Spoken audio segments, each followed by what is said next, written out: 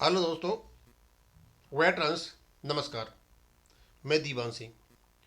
मैं आपको बताना चाहूँगा कि हमारी जो ये ट्रेड यूनियन है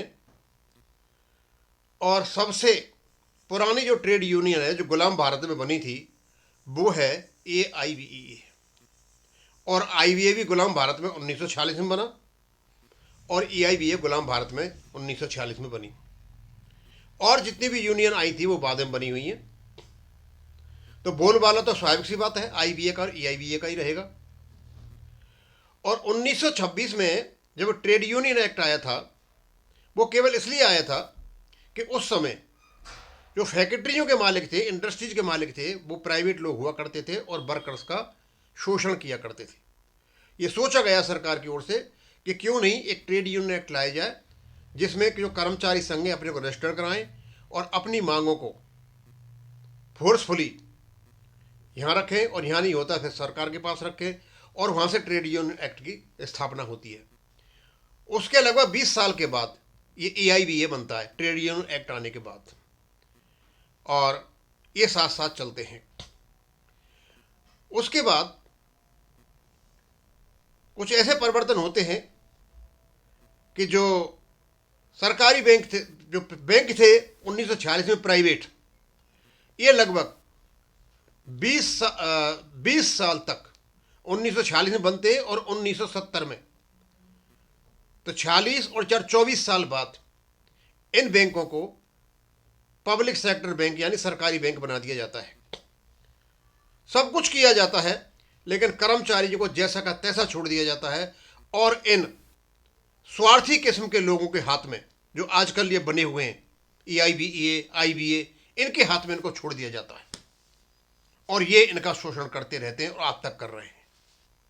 इसी के बारे में कमल पाटनी जी ने एक लेख लिखा। मैं कभी इसके बारे में और डिटेल में बताऊंगा।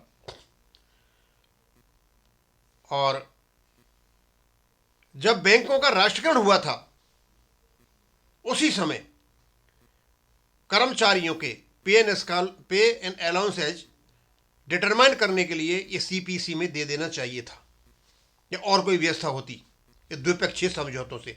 लेकिन द्विपक्षीय समझौते वैसे ही रहे जैसे प्राइवेट बैंकों में थे और बैंक हो गए सरकारी।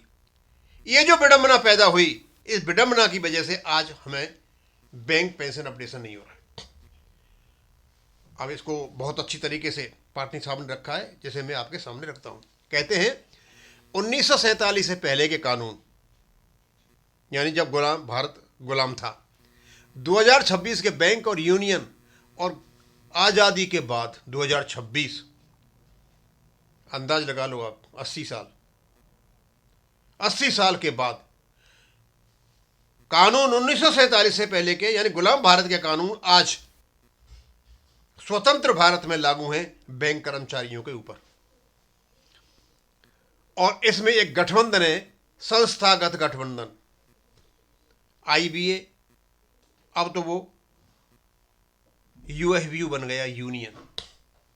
चलते चलते चलते और जुड़ गए उसमें। उनने देखा कि यहां तो बड़ी मलाई है, हम भी जुड़ जाते हैं। हम भी जो बना बना करके संगठन जुड़ गए। जरूरत नहीं थी संगठनों की, एक ही काम कर सकता था ये कि दूसरे कामों के लिए जुड़े, कर्मचारियों के भलाई के लिए नहीं, ये अपने स्वार्थ के लिए जुड़े, अलग अलग टुकड़ों में बन बन करके, और ये बने हुए हैं। भारत में ट्रेड यूनियन व्यवस्था उस दौर की उपज है जब देश गुलाम था, उद्योग निजी थे और श्रमिक के पास शोषण के विरुद्ध कोई मंच नहीं था। 1920 और 30 के दशक में बना ट्रेड यूनियन एक्ट और बाद में इंडस्ट्रियल डिस्प्यूट एक्ट मूलतः निजी मालिक बनाम मजदूर के संघर्ष की संतुलित करने के लिए थे। दोनों को दोनों एक्ट। राष्ट्रीयकरण हुआ पर सोच नहीं बदली। 1966 और 69 में बैंकों का राष्ट्रीयकरण हुआ। इसके साथ बैंक लोक सेवा संस्थान बने, कर्मचारी राज विश्वास के संरक्षक बने, मुनाफा नहीं जनहित प्राथमिक उद्देश्य बना।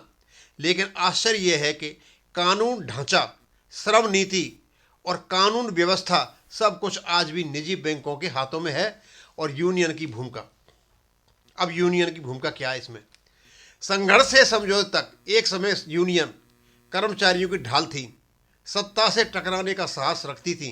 फिर दादागिरी समाप्त हुई ये आवश्यक भी था, लेकिन उसके बाद जो आया वो और खतरनाक था, चाटुकार था। यानी संघर्ष का जो युग था वो तो खत्म हो गया और कुछ लोग ऐसे आ गए जो चाटुकार बन गए संघर्ष को छोड़ करके। ये वेंकटाचलम इसी में आता है। आज अनेक यूनियन कर्मचारियों की नहीं बल्कि प्रबंधन और सरकार के लिए मैनेजमेंट टूल काम करती है। इससे बड़ी गाली हो नहीं सकती। मैनेजमेंट टूल, यूनियन और आईबीए, प्रतिनिधित्व या गठजोड़। यह कहना अब अतिशयोक्ति नहीं है कि आईबीए और कुछ यूनियन नेतृत्व के बीच हितों का गंभीर टकराव विकसित हो चुका है।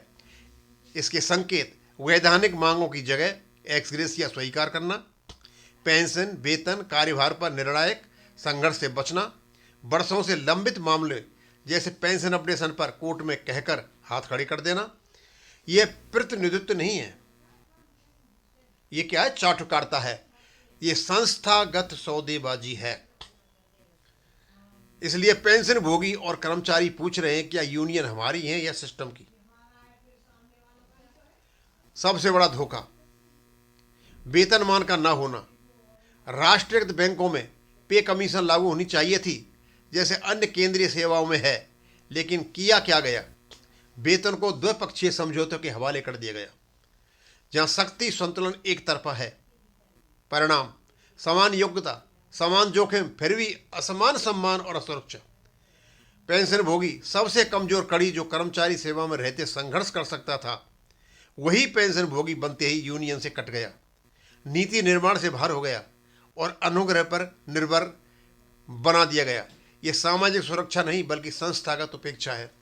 अब विकल्प क्या है? राष्ट्र स्पष्ट रोड मैप। विकल्प: बैंक पे कमीशन, वेतन, पेंशन, डीए को संवैधानिक ढांचे में लाया जाए, आईबीए और यूनियन सौदेबाजी से बाहर निकाला जाए। विकल्प 2: यूनियन सुधार एकाधिकार समाप्त हो, पेंशन भोगियों का पृथक प्रतिनिधित्व अनिवार्य हो, पारदर्शिता और आंतरिक चुनाव अनिवार्य हो। विकल्प 3: वैकल्पिक प्रतिनिधि मंच, सरकार द्वारा मान्यता प्राप्त स्वतंत्र कर्मचारी या पेंशन मंच। विकल्प 4: विधिक हस्तक्षेप, ट्रेड यूनियन एक्ट और आईडी एक्ट का सार्वजनिक क्षेत्र के अनुरूप पुनर्लेखन, लोक सेवा कर्मचारी की अलग कानून की श्रेणी। निष्कर्ष: अब चुप्पी भी अपराध है। आज समस्या केवल वेतन या पेंशन की नहीं है, समस्या है प्रतिनिधित्व के अपहरण की, संगठित चुप्पी और संस्थागत गठजोड़ की। जब यूनियन सवाल न पूछे और आईबीए जवाबदेह न हो तो नुकसान केवल कर्मचारियों का ही नहीं बल्कि पूरी बैंकिंग व्यवस्था का होता है। सुधार टालने से नहीं, साहस से होता है। पाटनी जी ने बड़े ही सुंदर तरीके से और बड़े विस्तृत रूप से